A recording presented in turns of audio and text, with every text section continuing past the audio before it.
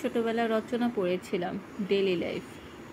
আর আজকে আমার জীবনের ডেইলি লাইফ হচ্ছে ঘুম থেকে উঠে রান্না করা। তো আজকে যা যা রান্না করলাম, ঢেঁড়স ভাজি করলাম, পাট শাক রান্না করলাম শুকনা মরিচ আর রসুন দিয়ে, আর হচ্ছে পটলটা ভেজে নিলাম। এটা হচ্ছে কাসুন্দি দিয়ে খাবো। এই ভাজাভাজির আইটেমটা কাসুন্দি দিয়ে আমার কাছে বেশ লাগে। তারপর প্রতিদিনের মতন ডিম ভুনা তো থাকবেই, আর 4 পিস মাছ আলু দিয়ে ভুনা করলাম।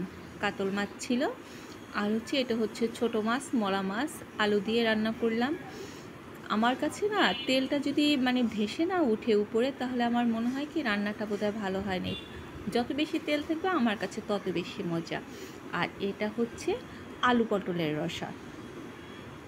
তো আজকে শরীরটা বেশ ভালো ছিল না, এর জন্য আজকে খুব বেশি রান্না করতে পারিনি। কিন্তু ছোটোবেলার একটা কথা খুব মনে পড়ে যায়, যে সবার কাছে শুনতাম মা মাসিদের কাছে যে শান্তির মা মরে গেছে। আসলেই তাই, শান্তির মা মরে গেছে। আমার রান্না সব শেষ, এখন আমার হেল্পিং হ্যান্ড আসবে, ও ঘর মুছবে, কাপড় ধোবে, ব্যাস। এখন আমি ভাবছিলাম যে আমি স্নানটা সেরে একটু রেস্টে চলে যাব।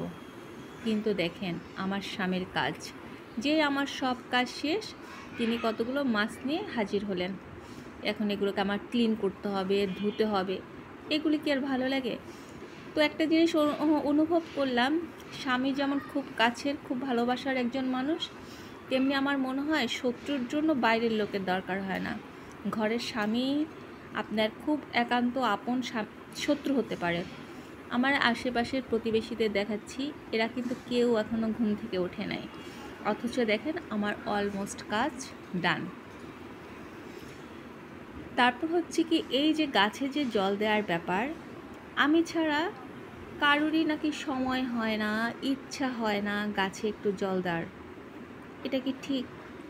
কেন মেয়ে হয়েছি দেখে কি আমাদের কি কোনো ক্লান্তি থাকতে পারবে না? কোনো ইচ্ছা অনিচ্ছা থাকতে পারবে না? সব কাজ কি শুধু মেয়েদেরই করতে হবে?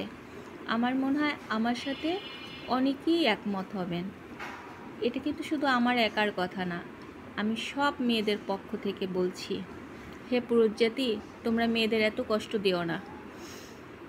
তো আমি যে শুধু সংসারের কাজ করি তা কিন্তু না, দেখেন পাশাপাশি আমি সবজি চাষও করি। আমার এই ছোট্ট একটা বারান্দা, কিন্তু দেখেন এর মধ্যে আমি কত গাছ লাগিয়েছি। এ হচ্ছে ডালিম গাছ, যার শুধু ফুল হয় কিন্তু ফল হয় না। তারপর অপেক্ষায় আছি, একটা না একটা সময় ফুল আসবেই। যখন এসে গেছি তখন ফল নিশ্চয়ই আসবে। আর আছে হচ্ছে করমচা গাছ। করমচা গাছে অনেক অনেক করমচা হয়েছিল,